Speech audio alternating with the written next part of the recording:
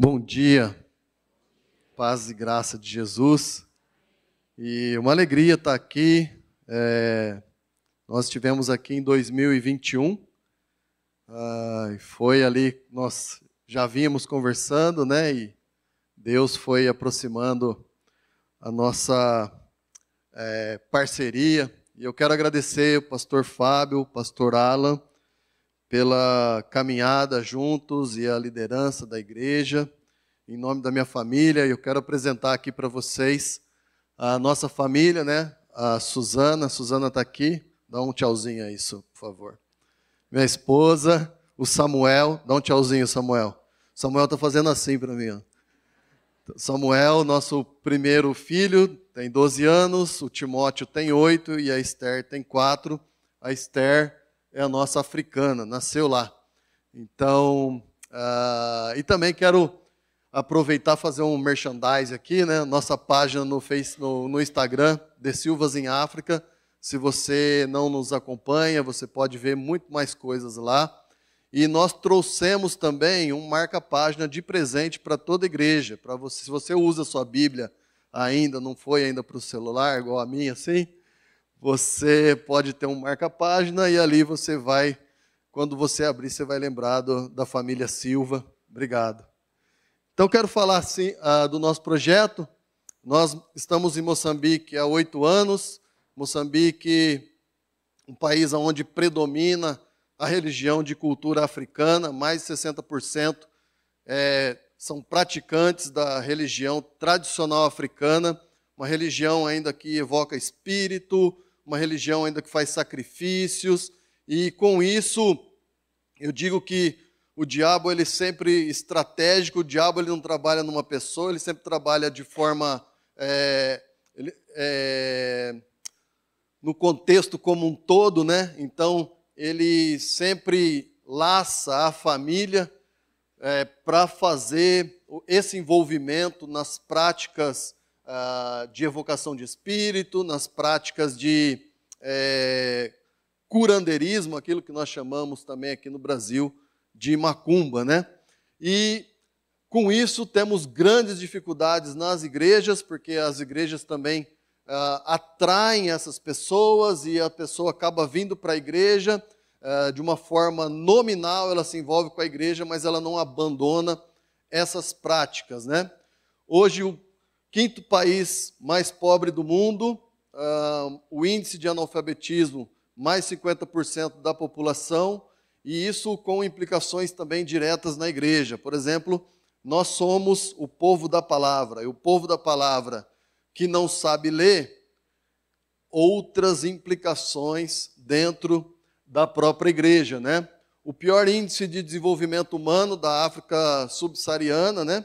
Nós temos 3 tipos de doença lá que predominam no país: o HIV, tuberculose e a malária. Mas quem mata mais? Desnutrição e desidratação. As pessoas não morrem por conta das doenças, as pessoas morrem porque não tem comida de qualidade e não tem água de qualidade. Nós, então, entendendo a realidade daquele país, nós trabalhamos 4 anos formando pastores e líderes, acompanhando denominações, mas nós começamos a entender que nós precisávamos trazer uma realidade diferente para aquele país, né? E eu tive uma experiência dentro da sala de aula de um dos seminários que a gente estava dando aula, e um jovem dormia, e uma vez eu, incomodado com aquela situação, perguntei para ele: o que se passa? Por que você dorme assim? Perguntei a outros professores o porquê ele dormia, e depois de algumas conversas, obviamente ele não responde da primeira vez, e ele depois acabou confessando que ele ficava 2, 3 dias sem comer. E nós começamos a entender, então, que nós precisávamos levar um evangelho que saísse das páginas da Bíblia, mas se concretizasse na vida das pessoas. Então, nós começamos um projeto de piscicultura, né, criação de peixe em tanque-rede, numa lagoa, com o objetivo, peixe-tilápia, com o objetivo de resgatar pessoas da miséria, gerar dignidade, e assim também nós começarmos a pregar o Evangelho numa região ainda sem a presença do Evangelho, com mais de 2.000 pessoas vivendo abaixo da linha da miséria. Então começamos a gerar emprego, contratar pessoas, e também jovens passam pelo nosso lugar para aprender um pouco sobre matemática, sobre português.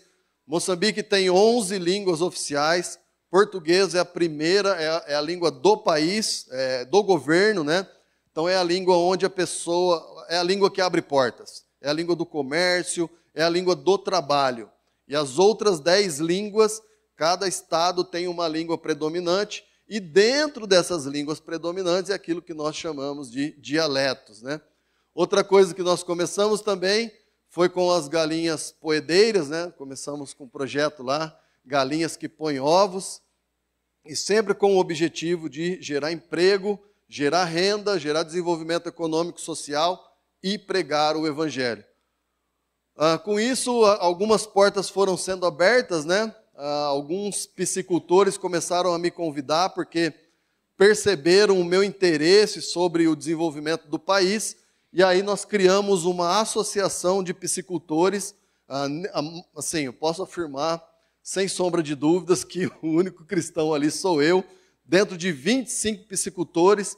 Ali nós encontramos estadistas, algumas pessoas que foram ministros, outros governadores do próprio país, e tive a oportunidade de apresentar o nosso projeto para a ministra do país, Moçambique, essa senhora que está aqui do meu lado, na foto aqui do meu lado esquerdo. Ela é a ministra de Mares e Pescas de Moçambique, e com isso as portas foram abrindo, porque agora não é o pastor, o missionário, mas é alguém que está investindo no desenvolvimento econômico, social, e Deus começa a abrir umas portas que nós nem imaginávamos, né? E está envolvido com essas pessoas, eu digo assim, ao mesmo tempo que é uma grande oportunidade, mas também um grande desafio, porque são pessoas envolvidas dentro da política, dentro do status quo da sociedade, e pessoas que, se um dia encontrarem com o Senhor Jesus, eles podem virar a chave do país. Temos um outro projeto, que é a distribuição de Bíblias. Como eu disse, mais de 50% do país é analfabeto, e um povo de cultura, de tradição oral, né? Eles aprendem muito por meio de histórias. Então nós começamos um projeto de distribuição de Bíblias em áudio. Eles têm o Antigo e o Novo Testamento nessas Bíblias, e carrega por bateria solar, né? 80% do país ainda é rural, então muitas dessas comunidades, e principalmente aonde nós estamos, não tem energia elétrica, saneamento básico, essas coisas. Então um radinho que carrega a bateria solar é incrível assim. Nós distribuímos mais de 350 Bíblias dessa. E um outro projeto é a distribuição de cajueiros para órfãos e viúvas, para eles trabalharem, cuidarem dos cajus, e depois a gente tem quem compra as castanhas e gera uma renda para a comunidade. São umas fotos, e aqui é interessante que eu participei de uma festa dentro da comunidade onde nós estamos. Eu fui convidado para fazer parte de uma cerimônia que era a construção de um posto de saúde, né? E aí eu fui, né, obviamente, e foi uma experiência assim de perceber a cosmovisão, porque a cosmovisão ela aparece nos casamentos, ela aparece nas mortes, ela aparece nas celebrações familiares e também nas iniciativas do próprio governo. Então aqui eles fizeram como se fosse um agradecimento a Deus, porque eles tinham conseguido o recurso para construir o posto de saúde. O posto de saúde, basicamente, é uma salinha 2x3, assim, coberto com telhas, e vai ter ali um estudante de técnico em enfermagem, que vai ser ali a pessoa responsável para cuidar das pessoas daquela comunidade. E nós fomos ali para o lançamento da primeira pedra. Então, ali colocamos o bloco, fizeram o cimento, houve dança com os líderes da comunidade. Obviamente eu não estou dançando, porque eu sou o fotógrafo, e aí eles beberam, né, alguma coisa ali, que me parecia que era vinho, mas beberam, cada um bebeu um pouco, joga no chão um pouco, porque o Deus precisa beber alguma coisa também, né? Então, senão ele fica com a garganta seca.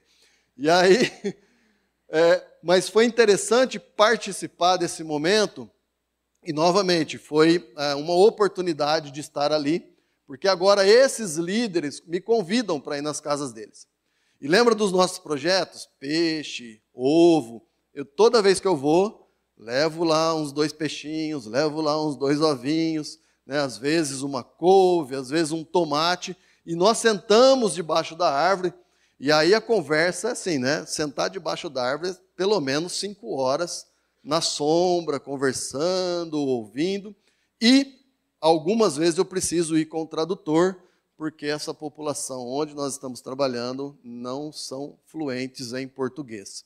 Mesmo o nosso português é diferente do português deles, porque hoje eles têm umas traduções diretas, eles usam palavras que é da língua local junto com o português, e aí a gente tem essas complicações, né? Então, algumas pessoas que a gente trabalha entregando Bíblia, e foi interessante que um pouquinho antes de 2021, que foi a última vez que estivemos aqui, eu fiz uma reunião com esses líderes também. Convidei eles para irem lá conhecer os nossos projetos e tal, e são 5 líderes nessa comunidade, 5 homens, as suas respectivas esposas, tem 2 mulheres que são também líderes da comunidade e os filhos. E o que eles gostam de fazer? O que é melhor fazer para um homem moçambicano para você dar a honra máxima para ele? É comer uma cabeça de vaca. Então, são 8 horas preparando a cabeça de vaca e ela precisa vir in natura, viu? Porque lá não vende limpinho, né? Aqui a gente tem as coisas tudo limpinho, né? Então ela vem, a gente tem que trabalhar a cabeça, tudo aquele processo. Uma delícia. Quando alguém daqui for lá nos visitar, para honrar você, eu vou fazer uma cabeça de vaca. Não tenha dúvida que vai ter todos os temperos e bem limpinho assim, né? Mas nós sentamos com os homens à mesa, só homem senta à mesa, mulher só senta no chão e na esteirinha. Crianças ficam ali, mulheres e crianças só comem se sobrar comida. Obviamente, a gente tinha feito ali bastante comida para sobrar, né? E no final, a líder mor dessa comunidade é uma feiticeira.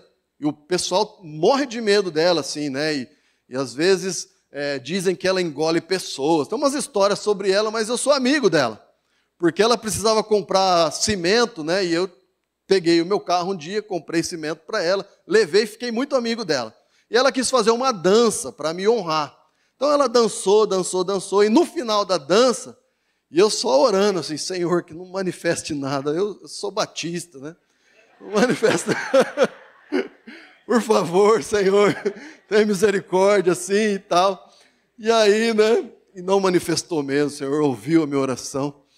Mas aí, no final da dança, ela veio como se fosse uma luta para mim, parou na minha frente e disse, eu sei que você é pastor, e nós queremos uma igreja aqui. E nós não tínhamos o desejo de plantar a igreja. Nosso desejo era trazer projetos, resgatar pessoas, trazer dignidade, transmitir o evangelho dessa forma prática, mas aí surgiu esse pedido que foi inegável. Então nós começamos um projeto de plantação de uma igreja debaixo de uma árvore, né? E aí começamos a reunir com pessoas, e no primeiro culto nós tínhamos, ainda estava terminando aquele fasezinha do Covid, não podia ter crianças, né? Primeiro culto, 2 adultos, segundo culto, 3, tal. Abriu o Covid, viemos com as nossas 3 crianças, no segundo domingo já tinha 15 crianças, no terceiro domingo já perdemos o número. Então assim foi crescendo, né? Mas a gente tem uma média assim, de crianças de 60, a gente conta até 60, depois a gente deixa assim na mão do próprio Senhor, que é Ele que está trazendo, né? E aí começamos debaixo da árvore, na casa de uma família, e foi crescendo, né? 1 ano, e hoje nós temos a nossa igrejinha, feita com esse bambuzinho, a gente pode chamar aqui de caniço no Brasil, mas lá é caniço? Lá é caniço, aqui é bambu. É um bambuzinho fininho. Nós temos uma grande vantagem sobre as igrejas do Brasil. Nós não precisamos de ar-condicionado, porque o vento passa assim, vai e volta. Nós temos nebulização de graça quando chove, então você sente o seu corpo fica até molhado assim, né? De tanto que então, mas o nosso desafio agora é construir uma igreja. Nós queremos construir mesmo de alvenaria, e nós aqui nesse tempo no Brasil temos convidado os nossos parceiros a se unirem em oração com a gente para fazer aquele predinho e também dentro disso nós melhorarmos o nosso ensino, a educação, porque quando está muito calor não pode ter culto, quando está chovendo não pode ter culto, porque a nebulização fica demais. Então, algumas coisas que nós fazemos lá, festa de Páscoa. Em outubro do ano passado, batizamos 8 pessoas, né? E foi uma bênção mesmo. Todos eles nunca tinham tido um contato com o Evangelho. E ali uma lagoa que tem na nossa vila lá. Essa daqui é um pouquinho do nosso salão que nós queremos fazer, né? É uma quadra para oferecer recreação, para encorajamento e ensino integral, né? Durante a semana, a gente tem ali oferecer programas poliesportivos, oferecer educação, seminários, e quarta e domingo nós temos os nossos cultos regulares, né?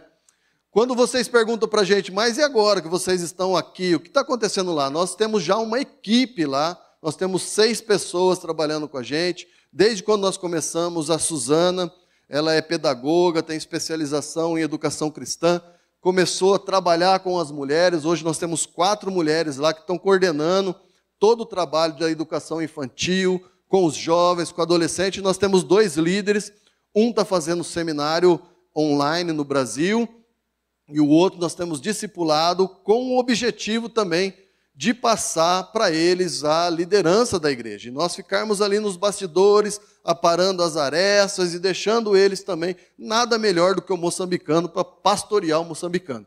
E nós estamos construindo uma escola no mesmo terreno da igreja. Um terreno já é nosso, tivemos a possibilidade de adquirir o terreno. Aquela ali é a primeira sala de aula, né?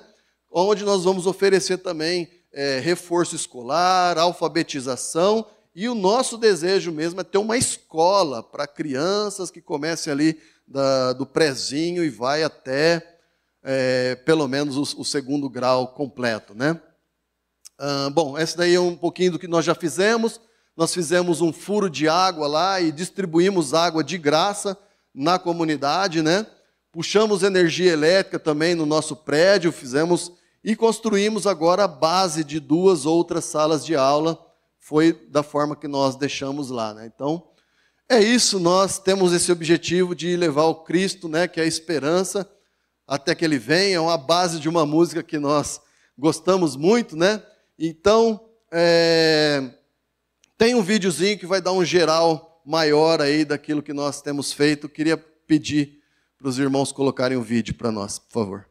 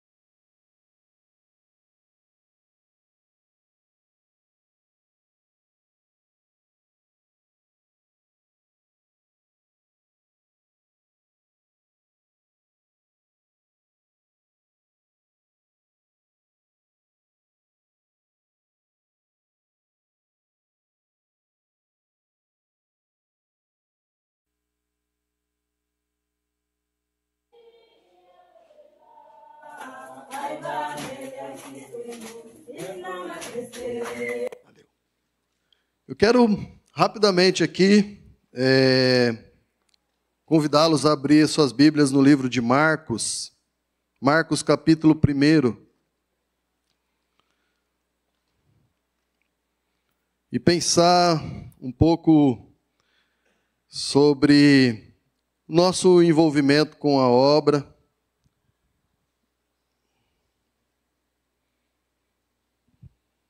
Marcos capítulo 1. Pensar um pouco sobre o Evangelho e o nosso engajamento com o Evangelho.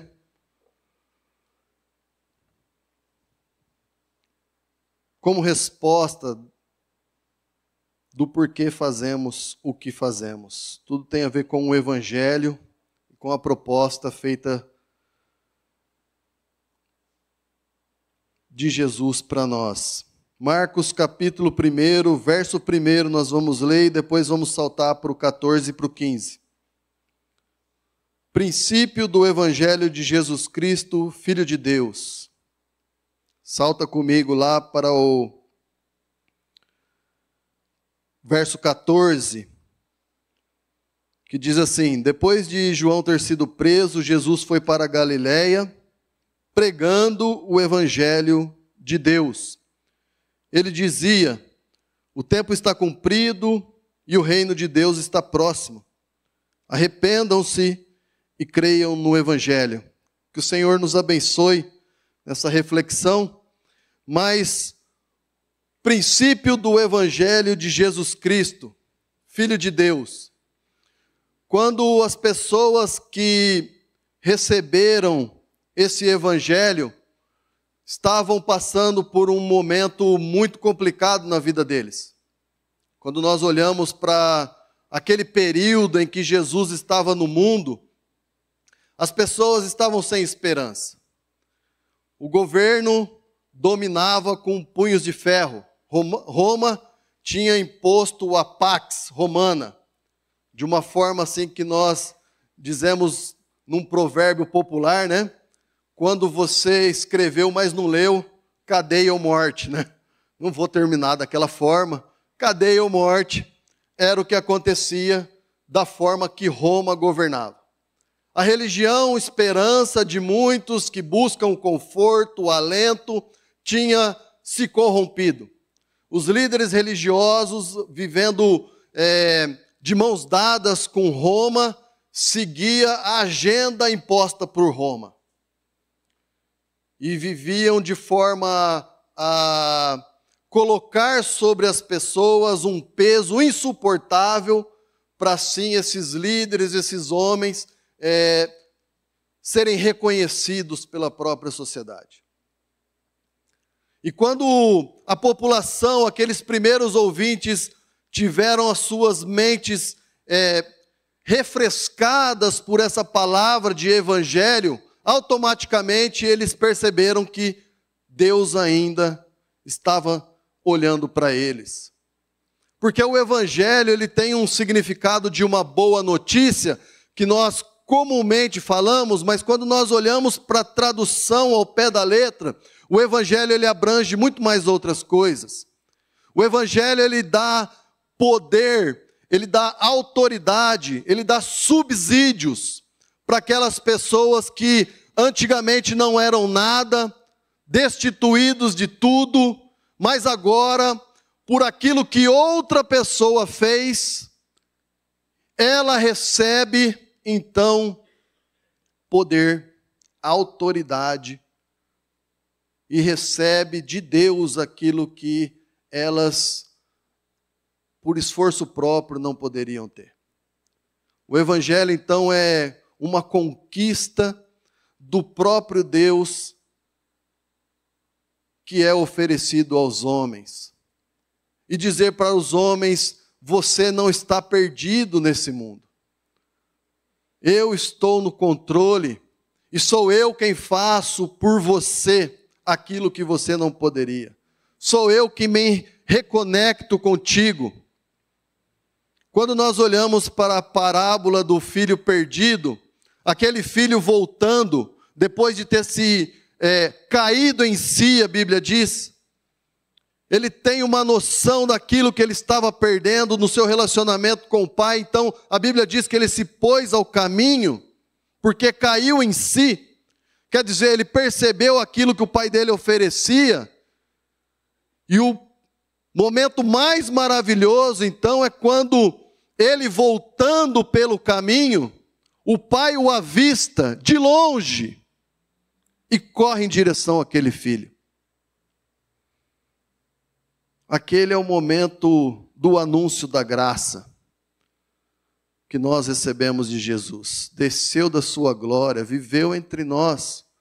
Isaías diz: homem de dores, sabe o que é sofrer, e vem para pagar o preço do meu e do seu pecado, e nos oferece algo que não era propício a nós, porque fomos destituídos da graça dele.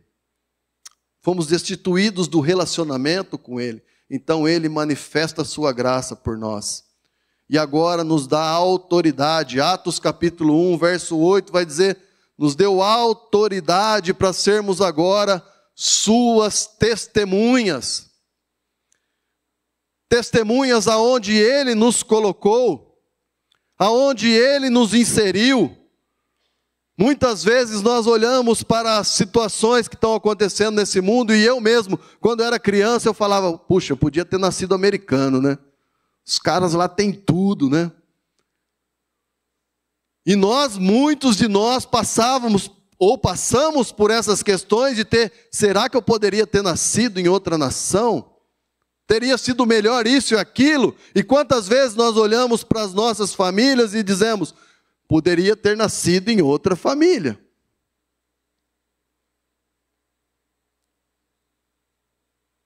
Mas Deus olhou com graça e misericórdia sobre as nossas vidas, nos restituiu para Ele.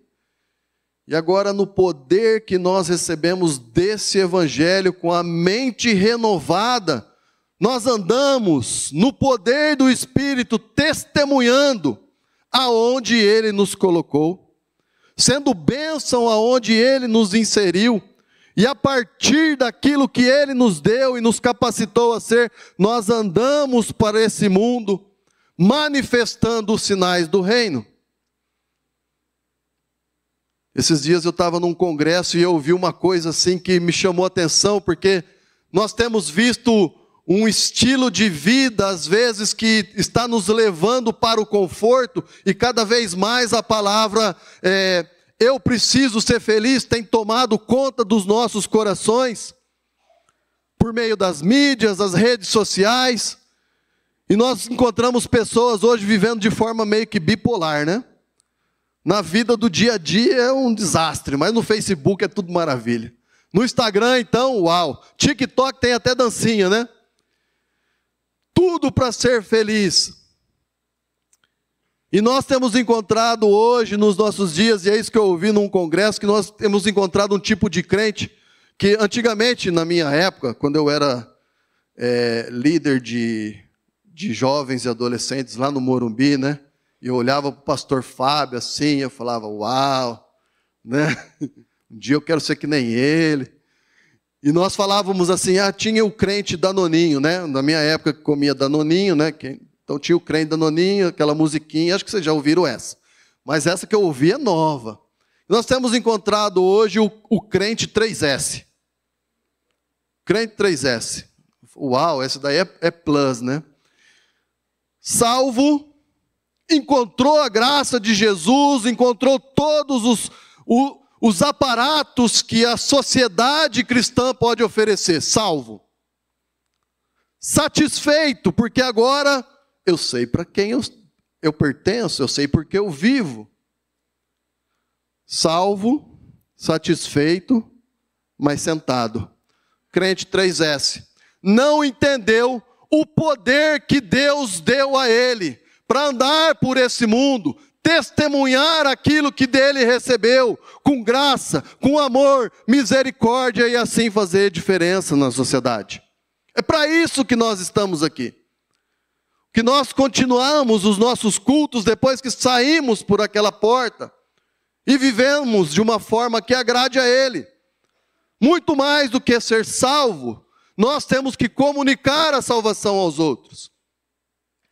E é isso que aqueles primeiros ouvintes, quando receberam essa palavra, entenderam. Deus não havia os esquecido, mas agora, esse evangelho que nós recebemos faz com que eu e você nos engaje a Ele, por isso não podemos ficar parados. O que o Senhor falou aqui? O tempo está cumprido, o reino de Deus está próximo, arrependam-se e creiam no evangelho. O arrependimento, além de nos levar para o Senhor, ele renova a nossa mente. E a nossa mente agora, através do arrependimento, nós somos convidados a olhar para o Éden. A Bíblia começou com com Deus construindo novo céu e novas terras. A Bíblia termina com Deus de novo construindo esse novo céu e essa nova terra. E esses que se arrependeram e revestidos do poder começam a olhar para esse Éden. E isso faz com que eu e você sejamos testemunhas.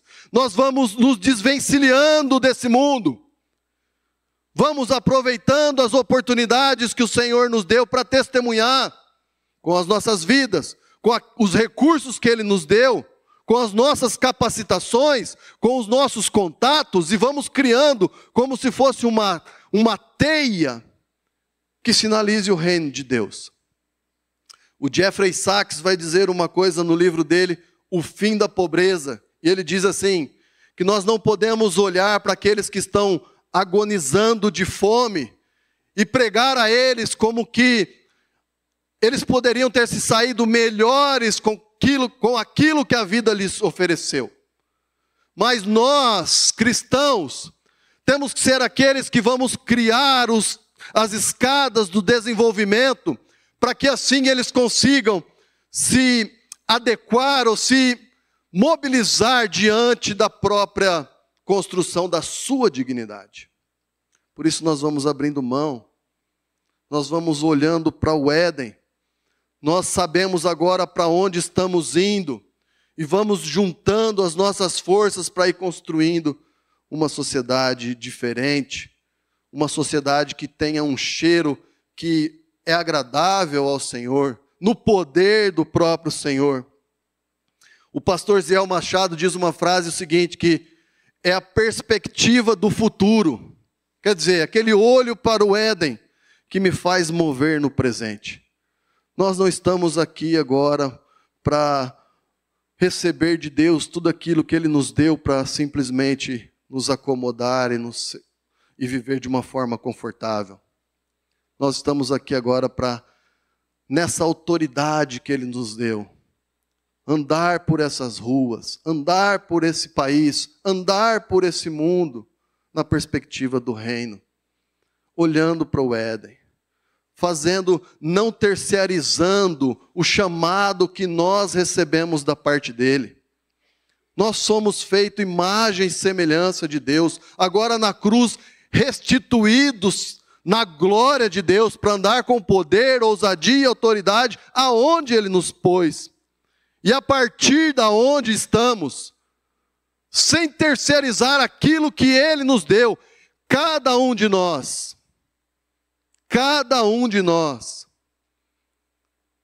tem uma parte fundamental no reino.